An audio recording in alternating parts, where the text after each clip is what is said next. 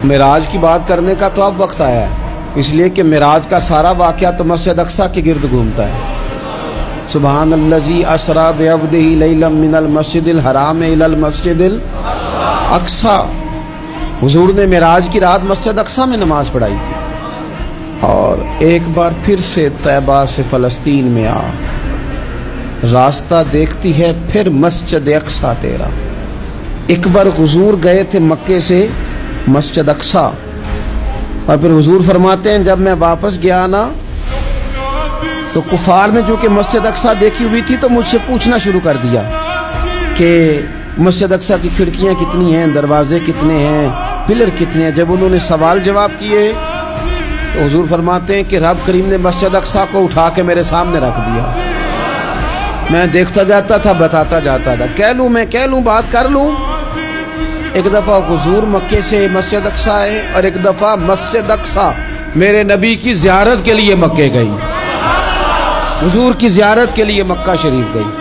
اور میرے نبی تو صرف کسی چیز کی طرف ایک دفعہ دیکھ لیں تو وہ رحمت کے پھول کھلتے ہیں۔ مسجد اقصیٰ کی طرف منہ کر کے 17 مہینے میرے نبی نے نماز پڑھی ہے۔ مسلمانوں پتہ ہی کوئی نہیں، ہماری خبریں ہی اور ہیں، ہمارا درد ہی اور ہے، ہمیں پتہ ہی نہیں بم کہاں برس رہے ہیں، ہمیں یہ خبر ہی نہیں۔ اور میں اس دور میں تقریریں کر رہا ہوں جہاں سوتوں کو جگانا نہیں پڑتا، جاگتوں کو جگانا پڑتا ہے۔ سیانے لوگوں کو سمجھانا ہمارے ذمہ لگ گیا، کیا کرے؟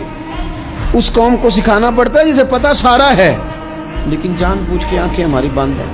یہ مولوی کو بات کرتا تو لوگ کہتے دیکھو مولوی گالی دیتا ہے، لیکن اگر قائد اعظم محمد علی جناح کہے کہ اسرائیل امریکہ کی ناجائز اولاد ہے تو پھر تو تمہیں ہضم کر لینا چاہیے نا، پھر تو لیبرل کو بھی ہضم ہونا چاہیے نا کہ قائد اعظم نے کہا ہے، اور اس ناجائز بچے کو تم نے اتنی طاقتیں دے دی کہ وہ مسلمانوں کے قبلہ اول میں نماز پڑھنے والوں کو بھی نہ بخشے۔ کہاں گئی تمہاری وہ انسانی حقوق کی بڑی بڑی تنظیمیں، کدھر گئی؟ اور میرا پاکستانی میڈیا سے بھی سوال ہے، چند دن پہلے سیالکوٹ میں ایک واقعہ ہوا، ناانصافی ہو گئی جی، ناانصافی ہو گئی جی ایک بی بی کے ساتھ۔ ہر بندے نے شور مچایا، بڑے بڑے طوفان اٹھتے ہیں، کیوں ہوا جی کیوں ہوا؟ مسجد اقصیٰ کی توہین ہو گئی تو پھر طوفان کیوں نہیں اٹھا؟ ٹاک شو کیوں نہیں ہوئے؟ بحثیں کیوں نہیں ہوئی؟ میں اس موم بتی مافیا کا کیا کروں؟ ان لبرل لوگوں کا کیا کروں؟ ان کے سپورٹروں ووٹروں کا کیا کروں؟